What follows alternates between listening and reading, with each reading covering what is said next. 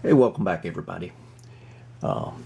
This is part 2 of the little Marshall TRF radio made by Clinton. And so I appreciate everybody that has watched it. And looking at my numbers, I had migrated over to doing some ham radio stuff just because I was getting more active into ham radio again. And so I started using doing videos on some of the things that I was doing there, and my numbers and my views were way down. So that tells me that my subscribers they subscribe to my channel for applications and radios and things like that, like this vintage AM radios and their repair, restoration, whatever. So that's the reason I went back to doing this. The views on this one is 3 times higher than the ham radio stuff. So I'm not saying that I won't do another ham radio video, because I'm already shooting some more, but it won't be the primary focus of my channel. But I feel like that it's important to document some of the older stuff, especially in ham radio. Also, I'm working on a 1960, early 60s transmitter. It weighs 80 pounds. It's huge. It's enormous, and it's something I'm wanting to put on the air. And there's just not that much information on it out there. So I'm gonna do some more documentation. We'll just call it documentation, not necessarily from start to finish, but some stuff that other people may find useful when they're restoring the their vintage transmitter. Had several people ask about this cord and whether this is asbestos or not. It's nichrome wire wrapped in some material. It's white, and I've looked and I've done research, and if anybody knows the answer, please let me know, because I can't tell you this is asbestos, but I can't tell you it's not either. There's just not that much information out of it. But what we're going to do, we're going to replace the cord, so we're not going to have to deal with the asbestos. So the point's moot about whether it is or isn't at this point. Just I'm going to treat it as if and go on. But the resistive cord, and we'll go into the numbers when we get ready to replace this cord. I have bought some replacement cord that's fairly close as far as color, texture, other than it's new. And I've got a polarized plug. I ordered some more, and I actually found 3 or 4 more that I had that goes with that cord. But what we're going to do is we will install a capacitor out of a ceiling fan, or that goes into a ceiling fan, to drop the voltage. And we'll go through the numbers and how we arrived at this value, etc., etc., etc. But basically, just an overview of this cord is there's three elements in it. You got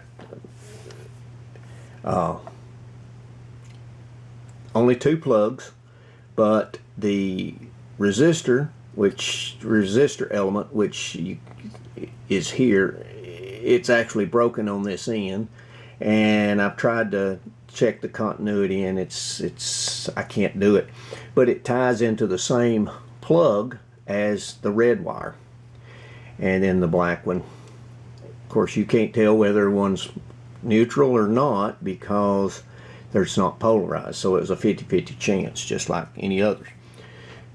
But this resistor cord was going into the heater string of these 4 tubes. Now these 4 tubes, you've got the 25Z5, the 43 amplifier tube, the 6C6, and the 6D6. Well, these two are 6.3 volts, okay, 12.6. This one's 25, this one's 25. So that's 50. So that's 62.6 volts of voltage drop out of a chain of, we'll say, 110 when this was made.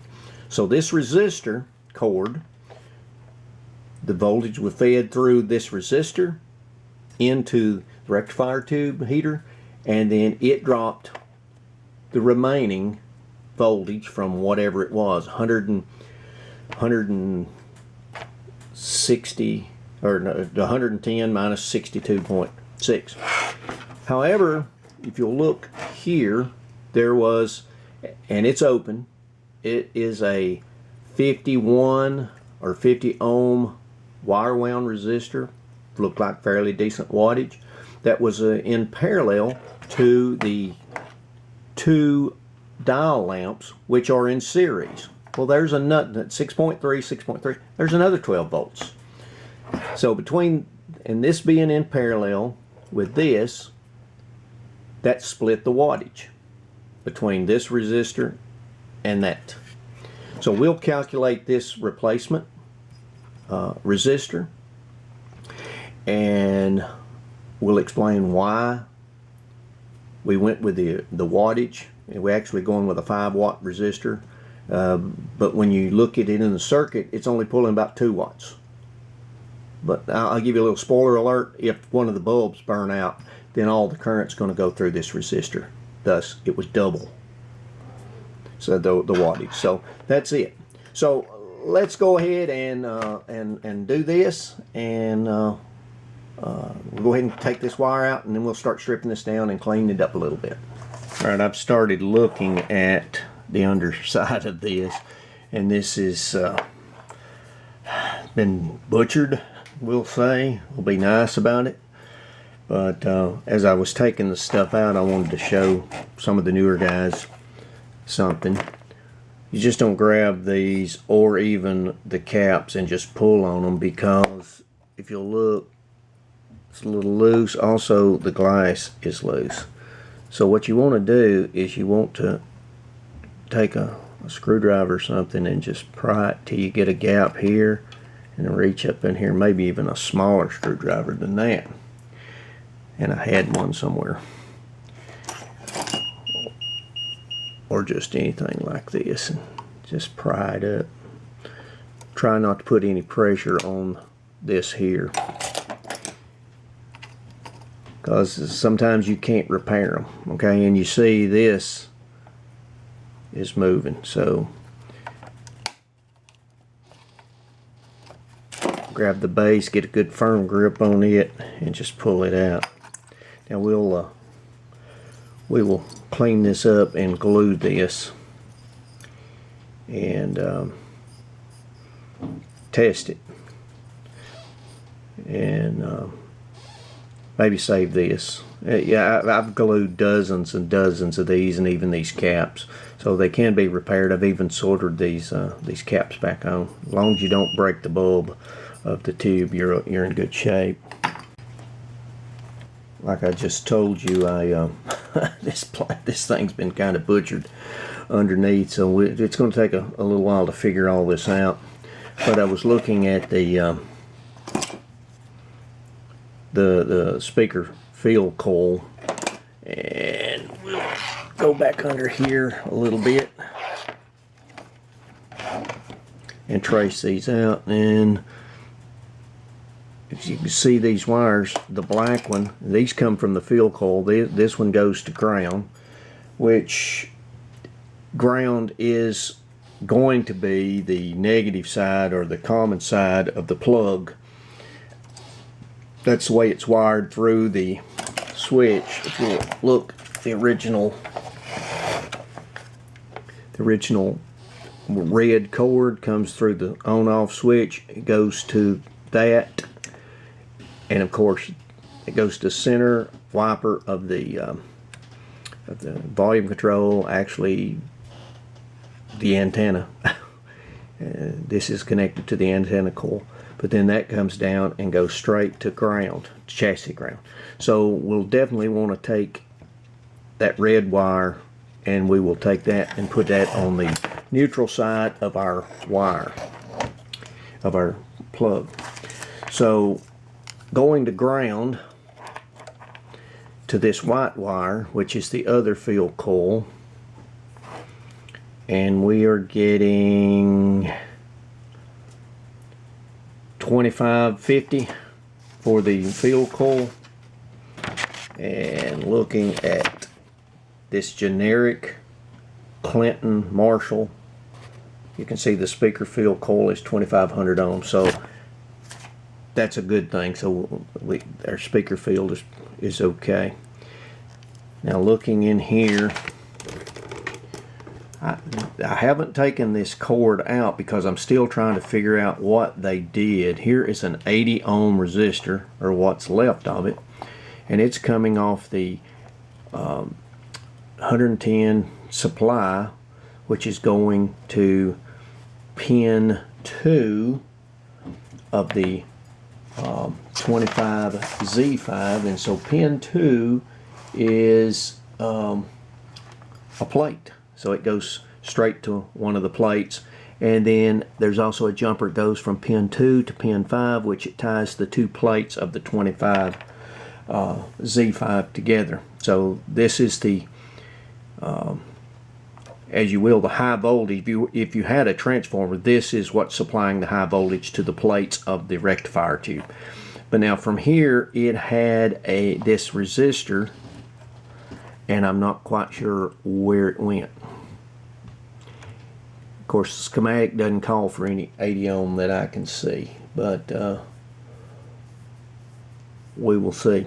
I've got to figure out some of this stuff. That's the reason I've left the cord in place. I'll come back when I figure more out. Yikes. When I was playing around with this radio, turning it over and what have you, I cracked this because it's really fragile. It's just cardboard pretty much. So I took some epoxy and yeah, have to trim it off, but I glued it back. Maybe you can see that. Hopefully that'll hold it. What I'd like to do is be able to pull this off, but in either case I need to really take care of it. So let's look under the bottom and try to figure this circuit out. We know that the filament string of these 4 tubes are in series with each other, so that's going to drop about 63 volts roughly. So, and then the resistive cord drops some of it, plus these lamps are in series, which also drop some of it. So we're going to have to determine how it was wired, because I think the best I can tell is that, and this is where I get in trouble with that coil back there. So maybe I can make my chassis holder work. So I've got to determine how all this was wired in series. So let me get set up a little better, and then we'll trace it out, and then you help me figure it out, because I suspect this has been rewired in some form or fashion. Alright, I went ahead and took the antenna coil off because this broke again here. So we've got to find a better way of fixing it. And in the meantime, the way this one broke again was the chassis slipped out of my hand and I broke this one. So now I'm going to have to take this one out and fix it also. So I'm just going to get those out of the way so I don't tear them up any more than they are. I've removed this coil out from under the bottom. As you can see, it's broken also. What I plan on doing I got this out of the way because the way I broke it is I just touched it and it broke. So I needed to get it out of the way before I do any more damage. But looking, this is probably the closest schematic. This is the one that Jay Kennard gave me. This is the coil that I just pulled out underneath. And what I plan on doing is mapping this and filling in the values for this. Also along with this one too. And that way we'll have more documentation in the future. Let me show you just how I plan on trying to repair this. I've got this on some wax paper just in case things leak off, whatever. I've fitted it, dry fitted it in. And I'm holding it in place with a rubber band. Now I have mixed up some epoxy, and you just keep mixing this stuff, you know, make sure it's good and mixed. Now I considered using JB Weld, and I went against it because even though, and I did a little research on it, and I may be wrong, may not be right or anything like that, but it is non-conductive, but it has metal and iron filings in it, my understanding. So even though it's non-conductive, I think if you add that to this coil, it's going to change the inductance of it and will mess it up. And I'm not willing to take that chance just to see. So I'm just using plain epoxy. Now I plan on gluing this twice. I'm going to glue this side here.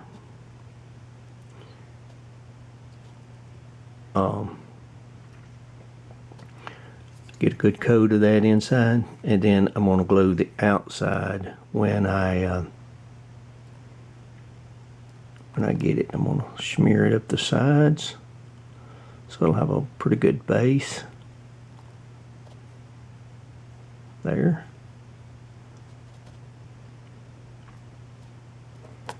Yikes. And maybe you can see in there. I'll zoom it in, it won't focus, promise. It might focus there. There you go.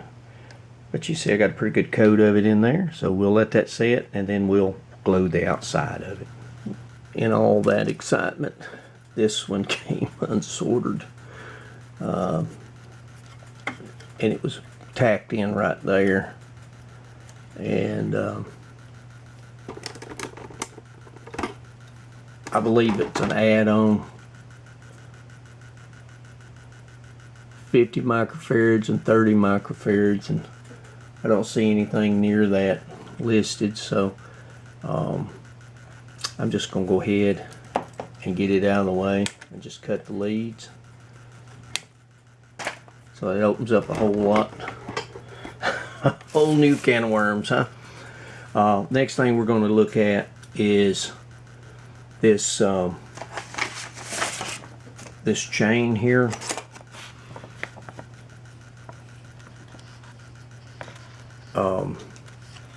If you'll notice, the switch here is ours is on the what's going to be the neutral side. Now this circuit, which was supplied, and of course the note says it may be replaced, this tube may be replaced with a resistive cord. So what we're going to look at is getting these two lamps and a resistor. If you'll notice, inside this ballast there is a resistive element inside that the lamps go across to drop the voltage and or share the current. It shares the current with the, it doesn't drop the, it helps drop the voltage in the whole circuit, but it shares the current with these lamps. So the point is if you just put the lamps in series with all these filaments, if you lose a lamp, then you lose the whole circuit and the radio quits working. So you have a resistor, so if one of the lamps burn out, the radio continues to work with the lamp out.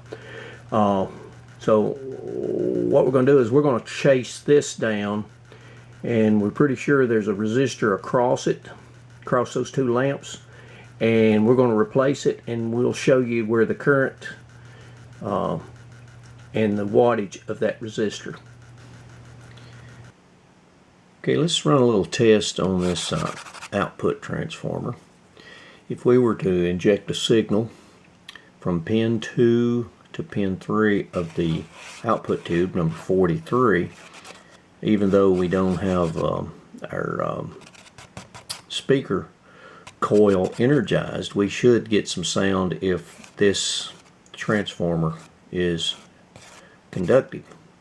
So let's connect an audio signal between pin 2 and pin 3 and see what we have. This is the rectifier tube, this is the 43 tube, this is the 6C6 and 6D6. So I've already got one lead. I don't know if you can hear this or not. There's pin 1, 2, and 3. So let's go over here to pin 2. I don't know if you can hear that or not.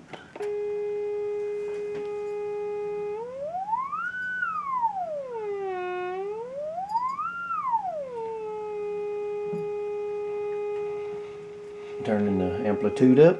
So I think our output transformer is correct. So now let's, and we're about to end this video shortly.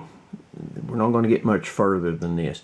What I need to do is determine the wiring of the filaments of these tubes and the lamps involved, so that we can get the chain, figure the voltage, figure what it's going to take to replace this resistive cord, and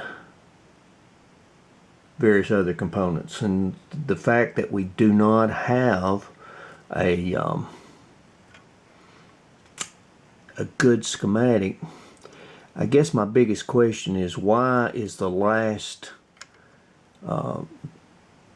filament on the chain run with a wire halfway across the chassis to here, which is, you can see, has had many things attached. So let's try to figure out how this thing was wired. Alright, let's take a look at these coils after I've repaired them. What I did is I took this schematic and I drew these coils slash transformers. This is the one coming off the antenna. This is the one that's on top of the chassis. As you can see, comes in antenna through the coupling capacitors, got a little loop.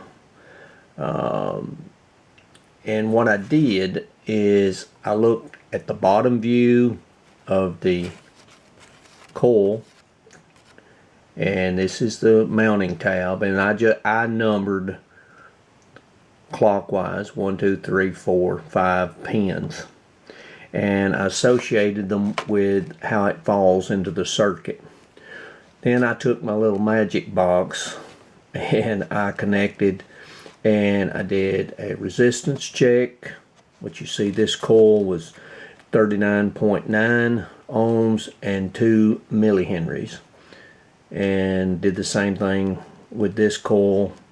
It's a 0.03 millihenries, 1.8 ohms, and then this one was 7.4 ohms and 0.3 millihenries. So I took the other one that was underneath the chassis and labeled it the same way. Took that circuit out off the schematic and did basically the same checks with it. So this is to document it for me and for future reference for anybody that runs across one of these. Alright, let's try to figure out how this thing was wired and should be wired, but I think there's some things that happened to it over the years that we don't know about. Keep your eyes on this. This is the last wire in the series of the heaters, filaments. So I've traced out the circuit. So let's pull the Sky Carl whiteboard in. Maybe I can get this on here for you. Get some of these lights out of the way. We get a pointer. Appreciate Sky Carl for sanctioning this whiteboard for me. This is how I've traced it out to the way it's wired right now. This is our plug, and this line comes down, goes through a switch, and goes to the ground, chassis ground. Now this is the one that we're going to replace with our neutral when we get ready to go back. That way we'll make sure the neutral, it's a polarized plug, we'll make sure the neutral is on the chassis ground. Then the hot one comes through here. The B plus splits off of that, and then the resistive line cord is tied to the same point, and it comes down, and then it goes through the 25Z5, the 43, the 6D6, the 6C6, and then it goes to ground. And that ground is that one right here. Now, right here is where it comes off of. Now, why did they bring it all the way over to here to that? That doesn't make a whole lot of sense when there's plenty of points to ground it there. I feel like that it had been part of the lamp circuit. In this generic drawing, you can see that the ballast tube is here with the lamps across that resistor. Okay, and then there's a note that says a resistor power cord instead of that. Okay, that's in the beginning. That's from the plug.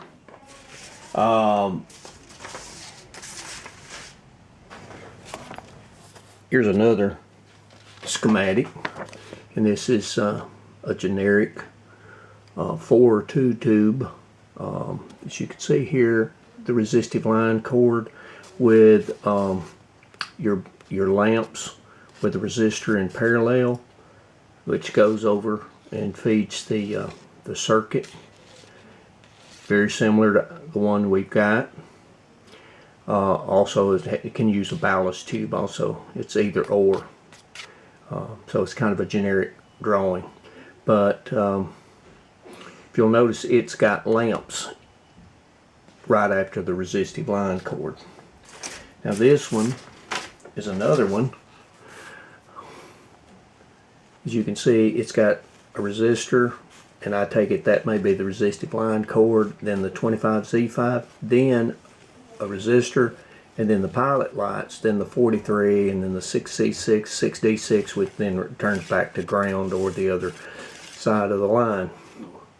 So this one is closer to what I think it is, but what I think we're going to have to do is we're going to come up here right off the bat, and we're going to put a fuse in. Okay, going to put a fuse there.